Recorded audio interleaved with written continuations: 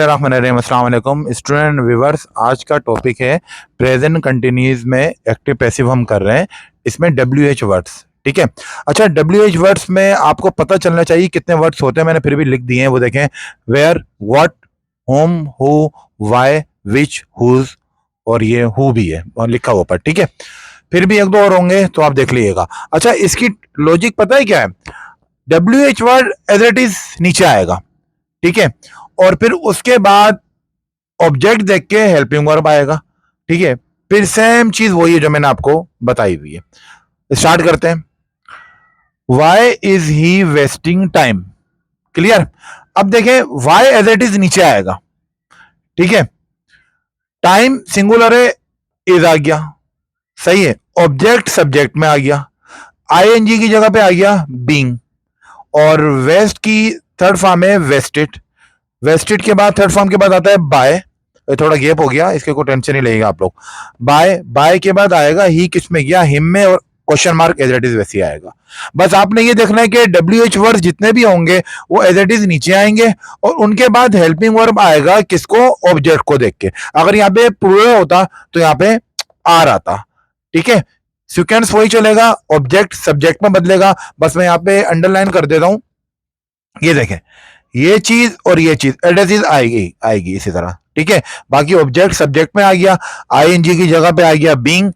Waste, wasting की third form होती है वेस्टेड, ठीक है। थर्ड फॉर्म के बाद आता है बाय, और ये ही किस में चला गया? हिम में, question mark as it is वैसे उतर गए।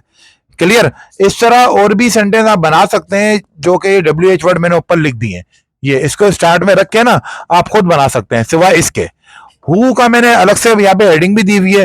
हु किस में जाएगा? बाय होम में। इसको बाय वोम नहीं पढ़िएगा, बहुत से स्टूडेंट बाय वोम पढ़ते हैं, ठीक है। अब देखें, इसका तरीकेकार भी आप देख लें, कोई मुश्किल नहीं है। Who is delivering a lecture? Question mark.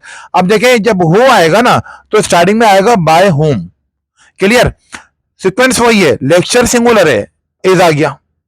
Clear. अब ऑब्जेक्ट सब्जेक्ट बन गया, सही है। आईएनजी की जगह पे आ गया बीइंग, और डिलीवरिंग की थर्ड फॉर्म होती है delivered, question mark as it is वैसे आ गया, ठीक है।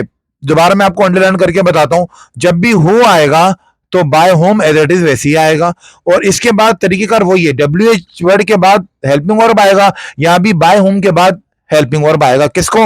ऑब्जेक्ट को देख के। अगर यहाँ पे लेक्चर्स होते, ठीक है, तो यहाँ पे इज नहीं आता, यहाँ पे आर आता, सही है। ये सीक्वेंस आपने समझ लिया। फिर वही ऑब्जेक्ट बनता है सब्जेक्ट, ये देखें आ लेक्चर, ये देखें ऑब्जेक्ट बना सब्जेक्ट। ये कहानी मैंने आपको अलग समझा दी, ठीक है। आईएनजी की जगह पे आ गया बीइंग, सही है। डिलीवरिंग की थर्ड फॉर्म होती है डिलीवर्ड, क्वेश्चन मार्क। ये देखें, मैंने आपको बहुत इजी वे में समझाने की कोशिश करी है।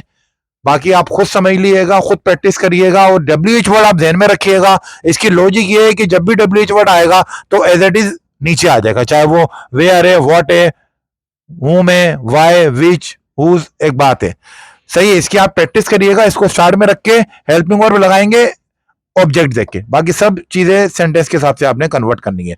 हु की जगह पे बाय होम शुरू में आएगा, और उसी के बाद helping verb as it is वैसे ही आ जाएगा, ठीक है। इसका आप एसएस ले लें। एसएस के साथ साथ स्टूडेंट व्यूअर्स, आपने इसकी सेल्फ प्रैक्टिस करनी है। जितनी अच्छी आप प्रैक्टिस करेंगे उतने आप इसके मास्टर हो जाएंगे, ठीक है। चैनल को लाजमी सब्सक्राइब करिएगा। अपना बहुत सारा ख्याल रखिएगा। मिलेंगे नेक्स्ट वीडियो में। सर आसिफ को इजाजत दें। अल्लाह हाफिज, अस्सलाम वालेकुम।